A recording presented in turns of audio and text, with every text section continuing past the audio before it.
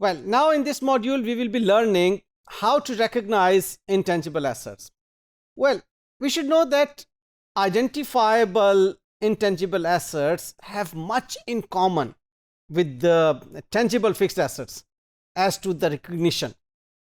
So, when we say recognition criteria, first of all, we must know कि क्या ये definition को meet करते हैं, and what is the definition?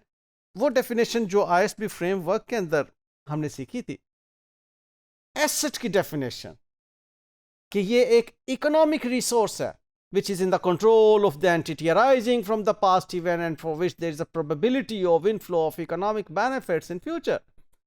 तो अगर ये उस फर्स्ट ऑफ ऑल डेफिनेशन को मीट करते हैं तब हम इसकी अगली रिकग्निशन क्राइटेरिया की तरफ जाते हैं.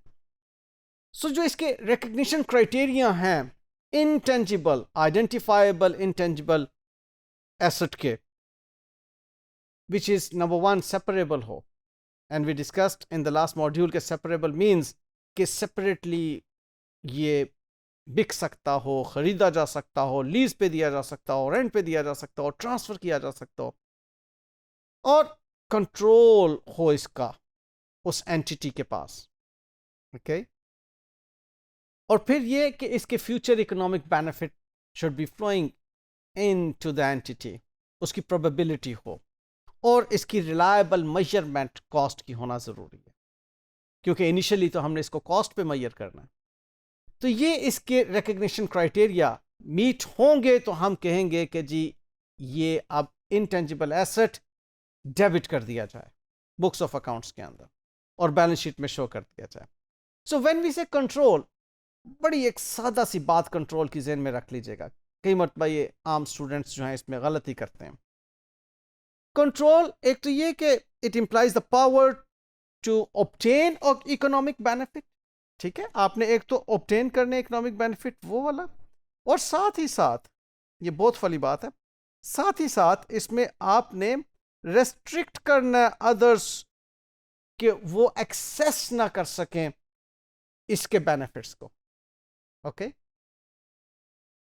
आपने ऑब्टेन करना है और कोई दूसरा उसको एक्सेस ना कर सके. ये दो इंपॉर्टेंट पॉइंट्स हैं. कंट्रोल तब एस्टेब्लिश होता है आपका एसेट के ऊपर.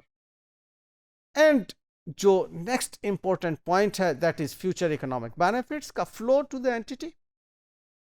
अब फ्यूचर इकोनॉमिक बेनिफिट्स का flow to the entity probable होना चाहिए. प्रोबेबल कहते हैं most likely to happen than not.